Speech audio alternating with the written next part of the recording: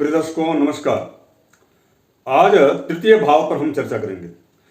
तृतीय भाव यानी कि पराक्रम का भाव, संघर्षों का और सक्सेस का भाव। आपके जीवन में कितना आपको सुख मिलेगा, विशेष कर का सुख का मतलब चतुर्थ भाव होता है, लेकिन तृतीय भाव में नौकर चाकर यानी कि आपकी उस सुख का विस्तार। चतुर्थ भाव में तो यह पता लगेगा कि आपके पास कितना सुख है, किंतु सुख का विस्तार और भोग यह जो है तृतीय भाव बताता है। और इसके बाद से उस व्यक्ति का आश्रित जो लोग होते हैं, अर्थात छोटे भाई बहन आदि आदि लोग। इसके अतिरिक्त यदि वह व्यक्ति व्यापार करता है या नौकरी करता है तो उसमें कितना वह सक्सेसफुल होगा, या कितनी बार उसको अनसक्सेस की स्थितियां निर्मित होंगी। इन सभी विषयों के अतिरिक्त यदि शरीर की बात की जाए काल पुरुष में, तो तृतीय भाव जो होता है वह कर्ण का प्रतीक भी होता है, कान का, कंठ का। इसके अतिरिक्त यदि देखा जाए कि तृतीय भाव से और क्या जाना जा सकता है, तो मैं आपको एक जो है बहुत अच्छा सूत्र आपको मैं दे रहा हूं। जो लोग ये कहते हैं ना आपसे कि ज्योतिष भाग्यवादी बनाता है, आप उनको इस कार्यक्रम के माध्यम से आप उन्हें यह बता सकते हैं कि ज्योतिष कभी भाग्यवादी नहीं बनाता। ज्योतिष सदैव कर्म को प्रमुखता देता है। ज्योतिष केवल ये करता है कि कर्म की आपकी दिशा दशा और उस कर्म को करने का सिद्धांत, यानी कि एक जो ऐसा व्यक्ति होता है जो कर्म तो सभी लोग करते हैं, किंतु कर्म यानी कि कार्य करने का एक सिद्धांत होता है, एक उसका प्रारूप होता है। यदि उस प्रारूप के दायरे में वो काम किया जाएगा तो वह निश्चित रूप से उस कार्य में सफलता प्राप्त होती है, या 99% सफलता प्राप्त होने की गारंटी रहती है, क्योंकि वह उसी कार्य के उपयुक्त या कार्य के उपयोगी जो है उपयोग हेतु ही इस प्रकार का जो है प्रारूप बनाया गया है। किंतु जो कार्य बिना प्लानिंग के करते हैं उनके कार्यों में असफलता भी प्राप्त होती है, असफलता ही प्राप्त होती है। तो ज्योतिष वही कार्य करता है कि आपको जो है पूरे जीवन का प्लान देता है कि आपको कब क्या करना चाहिए, किस समय किस ग्रह का कारक अकारक स्थिति उत्पन्न होगी, तो आप इस प्रकार की दिशा में कार्य कीजिए। भाग्य के बदौलत आप सोए रहिए, ऐसा कभी ज्योतिष नहीं कहता। इसीलिए ज्योतिष में अर्थात इस कार्यक्रम में आज इस कुंडली का यह प्रथम भाव है जिसको लग्न हमने विगत कार्यक्रम में बताया है, यह दूसरा धन भाव है, और तीसरा पराक्रम भाव यानी कि कार्य करने की आपको जो है यह प्रवृत्ति बताता है कि आप काम कीजिए, पराक्रम कीजिए।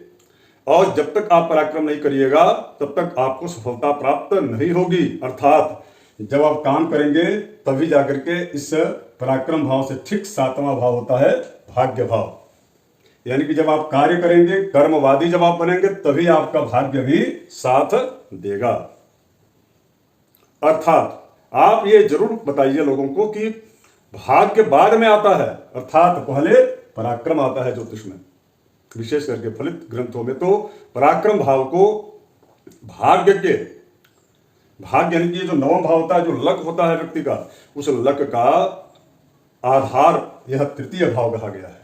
या यूं कह सकते हैं आप कि भाग्य रूपी जो एक बहुत बड़ा विस्तृत जो घर है, मकान है, जिसमें सारी चीजें हैं, धर्म भी है, धन भी है, यश भी है, सक्सेस भी है, पिता भी है, यानी कि वरिष्ठ लोगों का स्नेह भी है, उसके ऊपर आशीर्वाद भी है, यह नवम भाव में। और उसके पश्चात ये सारा चीज जब उस व्यक्ति के पास होता है तो सफलता उसके पीछे पीछे कदमों में गिरती रहती है, आती रहती है, एक के बाद दूसरी, दूसरी बात तीसरी सफलता मिलती रहती है। उसी को भाग्य यानी कि लक भाव कहा गया है, भाग्य भाव कहा गया है, लक हाउस कहा गया है।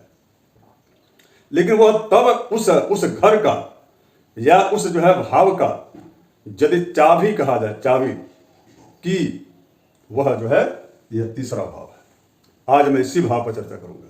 अब आप समझ गए होंगे कि तीसरे भाव में क्या क्या देखा जाता है, हमने बता दिया, पूर्व परिचय दिया। अब हम चर्चा करेंगे कि इस भाव में विशेष करके हमने इसको 3 भाग में डिवाइड किया। पहला तो तृतीय भाव में परिचय हमने दिया। दूसरा प्रबल कारक इसमें ग्रह कौन कौन होते हैं। तो देखिए तृतीय भाव में अर्थात जो है पराक्रम में पराक्रमी कौन ग्रह है, तो पूरे नवग्रहों में पराक्रमी मंगल है। इसलिए मंगल यहाँ पर जो है ये आप देख रहे होंगे सबसे पहले हमने इनको स्थान दिया है, अर्थात यहाँ पर मंगल अत्यधिक कारक ग्रह होते हैं। मंगल क्यों कारक ग्रह होते हैं, इसलिए होते हैं क्योंकि मंगल का 1 2 3 4 5 1 2 3 और 4 यानी कि शत्रु भाव को देखते हैं। जब शत्रु भाव को देखेगा पराक्रमी जब व्यक्ति होगा, शौर्यशाली जब व्यक्ति होगा तो शत्रु भाव को देख करके वहां पर रोग और शत्रु दोनों का शमन करेंगे। रोग और शत्रु होंगे ही नहीं। जब रोग नहीं होंगे तो कार्य में बाधक नहीं होगा उस व्यक्ति के। यदि शत्रु नहीं होंगे तो उसके जो है कार्य में प्रतिस्पर्धा कम देखी जाएगी, वह व्यक्ति ज्यादा प्रोग्रेस करेगा। इसके साथ में मंगल जो है यदि यहाँ पर बैठते, इसलिए इनको ज्यादा कार्य ग्रह कहा गया, तो सीधे भाग्य भाव को जो है प्रबल करते हैं।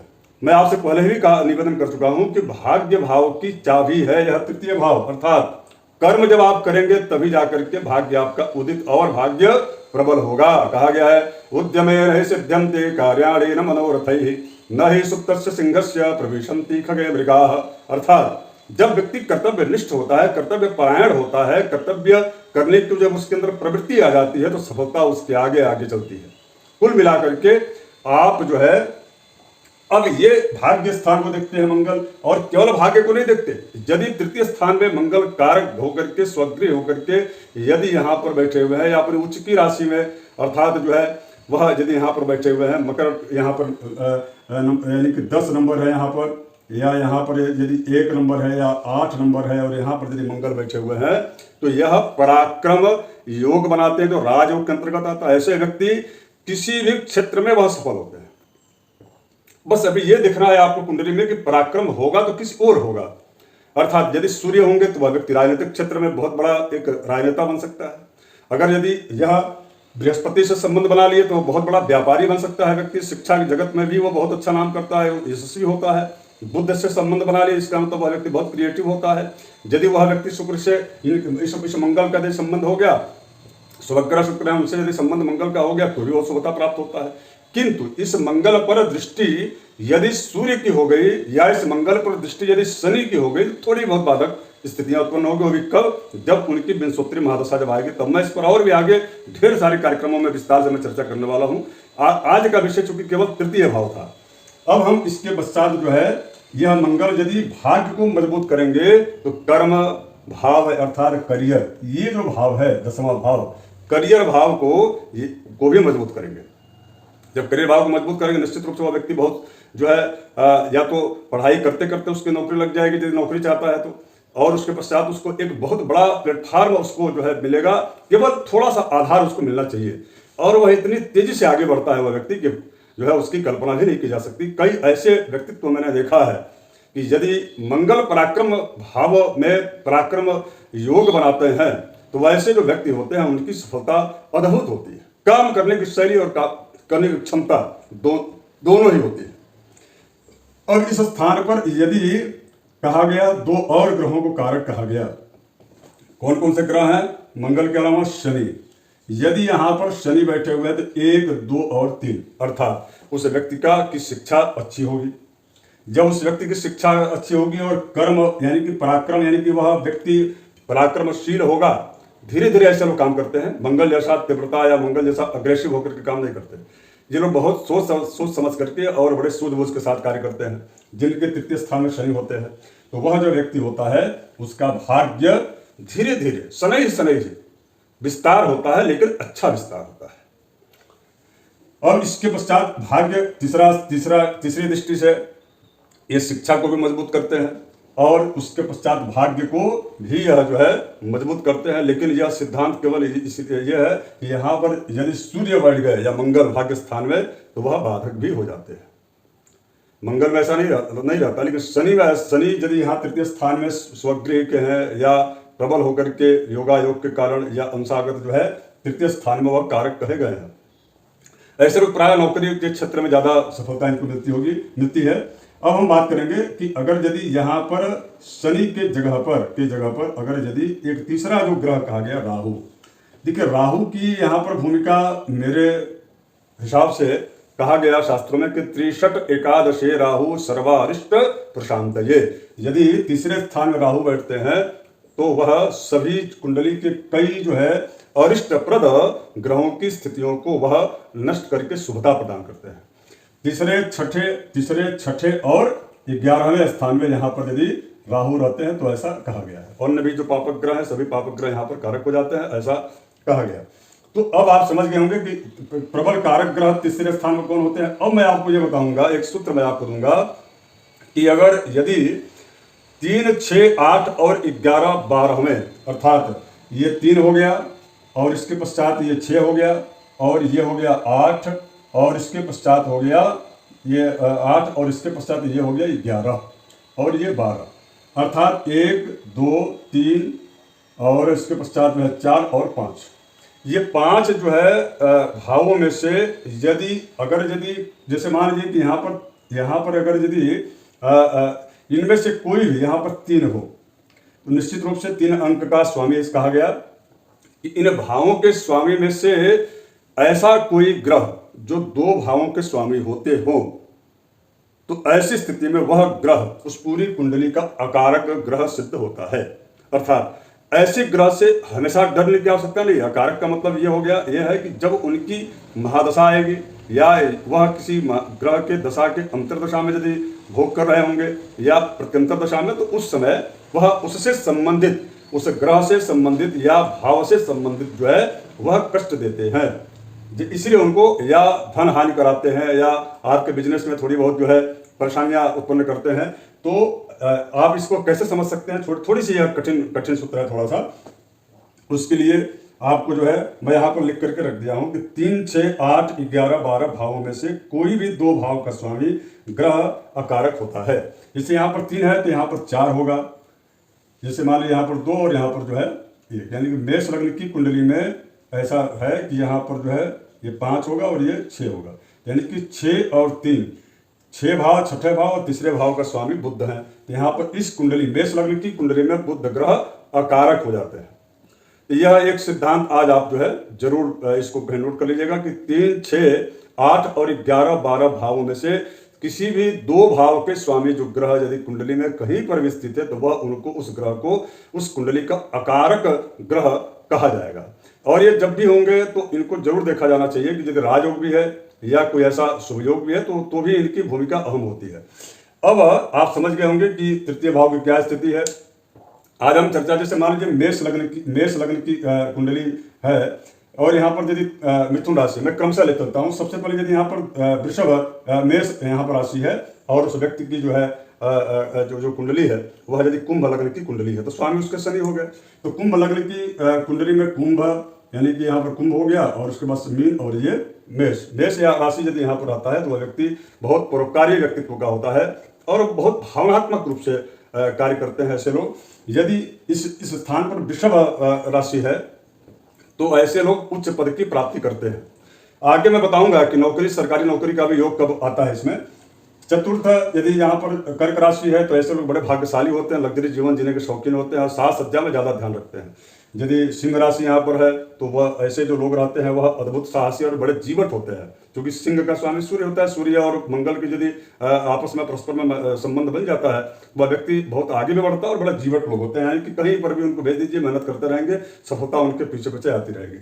बात करेंगे छठे, यदि यहाँ पर छठी राशि है अर्थात 6 नंबर है अर्थात जो है, तो वह ऐसे लोग शास्त्र का और कई प्रकार के ऐसी जो विद्याएं हैं जो गुप्त हैं उसके बड़े अच्छे जो है उसको मानने वाले होते हैं और सगे संबंध से बड़े खुश होते हैं।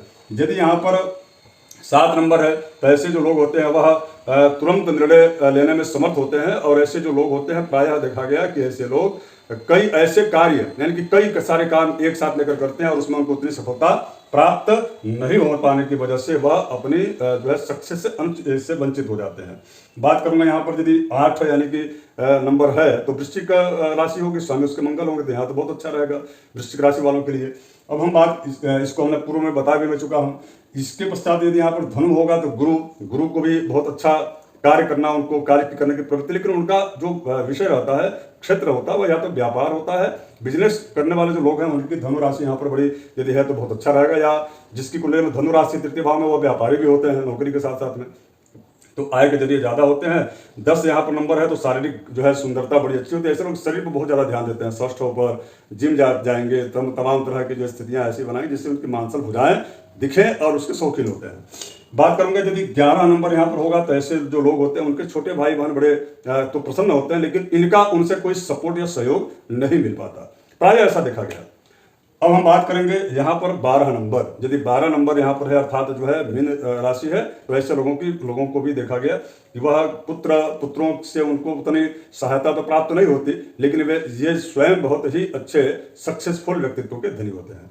अब हम एक सूत्र इसमें देंगे कि तीसरे भाव से सरकारी नौकरी की स्थिति कैसे जाने। देखिए, अगर यदि यहाँ पर द्वितीयेश और तृतीयेश, द्वितीयेश निकालने की विधि हमने पूर्व के कार्यक्रम बता चुका हूं मैं, आप उसे देख सकते हैं। द्वितीयेश और तृतीयेश दोनों यदि एक साथ ग्रह बैठे हों, ऐसे व्यक्ति सरकारी नौकरी में निश्चित रूप से होते हैं। लेकिन अगर ये चतुर्थेश और तृतीयेश एक साथ बैठे हों ग्रह दोनों, ऐसे या उनकी शुभता हो, आपस में परस्पर में यदि मैत्री हो, स्वराशि में हो, तो वह सेना में उच्च अधिकारी प्राप्त करते हैं, उच्च अधिकारी बनते हैं। मित्रों धन्यवाद, नमस्कार। पुनः दूसरे जो है कार्यक्रम में चतुर्थ भाव, यानी कि मैं इसको लेकर के उपस्थित होऊंगा। ये जो भाव है ये सुख भाव है। आशा करता हूं कि आप सभी दर्शकों को पुनः धन्यवाद, और यदि आप नए जुड़े हैं तो आप इसको चैनल को सब्सक्राइब अवश्य कर लीजिएगा। आप सबको पुनः धन्यवाद। जय जय श्री राम, नमस्कार।